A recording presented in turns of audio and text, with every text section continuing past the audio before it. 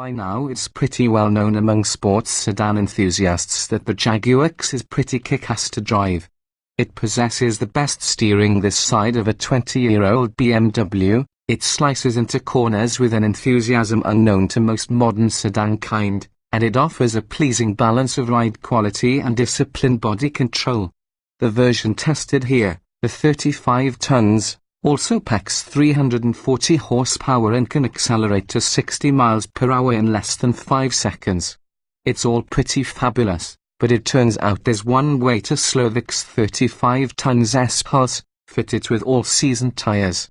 Two previous XE 35 tons S we've tested, a Euro-spec rear-drive model and our long-term all-wheel drive car, warped by LP0 performance rubber to the test track.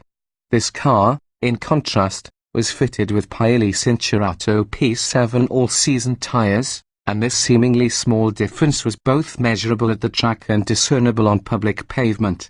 The numbers first, given that our long-term XE is equipped similarly to this one, this car weighed just 25 pounds more on our scales and, most notably, added the driver assistance package and adaptive dampers. It's the easiest comparison. This Jaguar hit 60 miles per hour in 5.1 seconds and 112.3. The P0 shod version was 0.3 and 0.4 second quicker, respectively. The all-season tires limited cornering grip to a relatively pedestrian 0.87 grams, against 0.93 grams with the Performance Summers. The largest testing discrepancy showed up in braking, where the XE on all seasons took 170 feet to stop from 70 miles per hour. That's a good showing, and just 10 feet longer than a BMW 340iX drive on performance tires Michelin Pilot Supersports, but nevertheless a full 23 feet more than the XE on P0s, which stopped from 70 miles per hour in a class-leading 147 feet. More than the numbers, though, the all-season tires dull the XE's responses.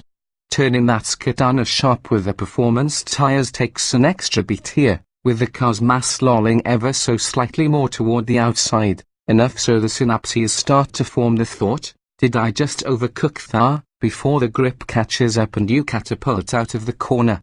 A more long-lasting sensation can be felt in long sweepers, where tenacious, confident ath-limit grip is replaced by a bit of a tightrope walk that's as nerve-wracking as it is thrilling. At least steering feel isn't significantly diminished, which is useful for probing and deciphering the lesser amount of stick.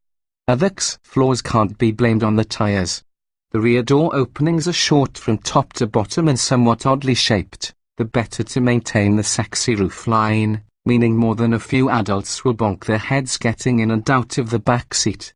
The trunk is on the small side, with a high load floor and all manner of bumps and intrusions on the cargo space. The padding on all armrests is thin, so long trip sleeve you saw. The brakes, for all their strength, have a dead zone at the top of the pedal travel that is unbecoming of a sports sedan.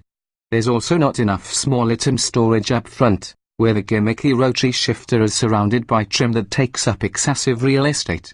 While we didn't have any major infotainment issues with this version, in nearly every other XE we've tested, including our long-term example, the system has been plagued with reboots, freezes, and refusals to respond to inputs. And whether it was intake noise, the vac blower fan, or something else, we never were able to pin it down. There was a loud, annoying whooshing sound in the cabin whose volume seemed to directly correlate to the amount of throttle we applied. Shades of the early 1970s, that. Of course, there are things the XE gets right. The driving position couldn't be better. The car always feels eager and encourages energetic romps down a tall lane or around a cloverleaf. Forward visibility is quite good, allowing you to see exactly where you've pointed the car regardless of attack angle. And, as mentioned, the steering can be nearly telepathic, a revelation in an era where most vehicles might as well be controlled with a tiller and a dream. The Jaguar XE is a throwback to the days when European cars were largely the province of people willing to put up with quirks and weirdness to own a car that delivered driving pleasure by the bucketful, one that did so decidedly beyond the mainstream. If you're still of that mindset, there may be no better choice among modern sports sedans, as any Audi, BMW, or Benz driver is likely to see themselves coming or going several times a day. But those brands' cars also offer most of the things people want, most of the time, in one package: comfort, roominess, practicality, agility, technology, predictability. This Jaguar is a more specialized piece.